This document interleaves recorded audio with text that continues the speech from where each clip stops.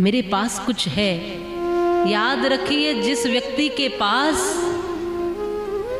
कुछ होता है ना, वो व्यक्ति उतना ही सहज और सरल और गंभीर होता है। खाली ढोल जो होते हैं वो ज्यादा ढप ढप करते हैं। जिसके कुछ है वो तो शांत हो जाएगा। उदाहरण के लिए, उफान अगर कभी लेगा तो तालाब ले सकता है, सागर कभी उफनता नहीं देखा आपने।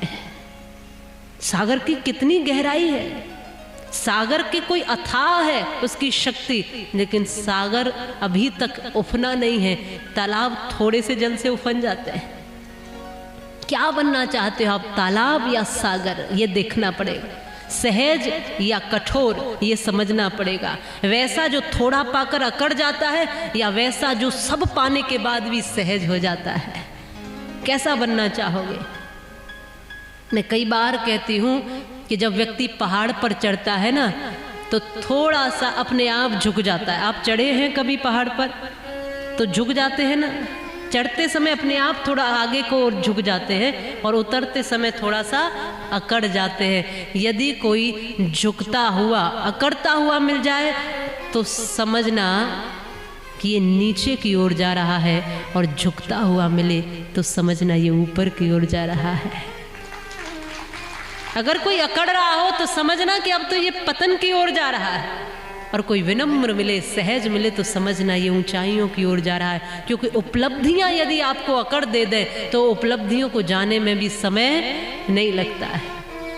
उपलब्धियां आपको गंभीर बना दें और ऐसा सागर की तरह गहरा बना दें तो समझना कि आप में से बहुमूल्य रत्न निकल सकते हैं। आप सबके लिए उपयोगी हो सकते हो।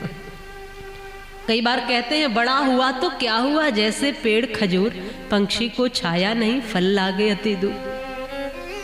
बड़े बनो तो कुछ ऐसे बनो कि कोई दूसरा तुम्हें छोटा नजर ना आए। बड़े बनो, कैसे बनो, दूसरा कोई छोटा नजर नहीं आए। हम कैसे बड़े बनते हैं कि हमारे सिवा हमको बड़ा कोई नजर ही नहीं आता। मैंने लिखा था कि कोई नहीं कमजोर यहां पर, ना जाने कोई कब क्या कर दे। जिनको तुम कमजोर कहते हो वो कमजोर नहीं, सारी शक्तियां ईश्वर ने सब में दी है। तुम्हारा समय अच्छा है इसलिए तुम सही सही चले गए।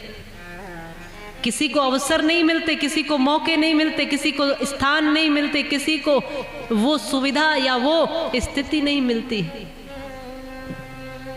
कोई नहीं कमजोर यहां पर, ना जाने कोई कब क्या कर दे। और बड़ा वही कहलाता है जो औरों का कद ऊंचा कर दे।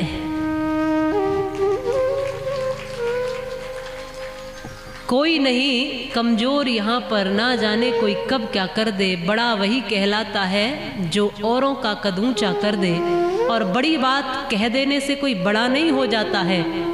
बड़ा वही जो अपने शब्दों से गहरे से घावों को भर दे। कोई नहीं कमजोर यहां पर, ना जाने कोई कब क्या कर दे।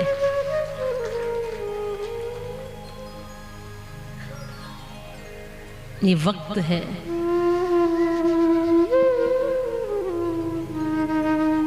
समय है, इसलिए इस बात को ध्यान रखना।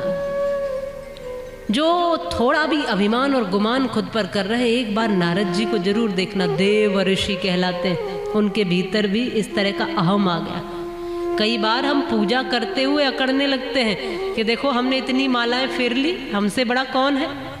हम 2 घंटे ध्यान करते हैं भगवान का, हमसे बड़ा कौन है। हमने रुद्राक्ष हमेशा धारण किए हुए, और कई लोग तो जैसे 1100 रुद्राक्ष धारण किए हुए हैं और उसमें भी होड़ लगी है, उसमें भी क्या करना।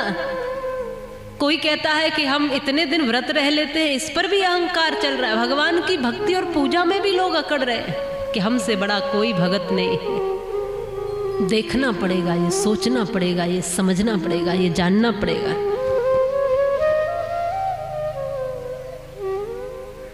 और किस चीज पर अकड़ रहा है व्यक्ति?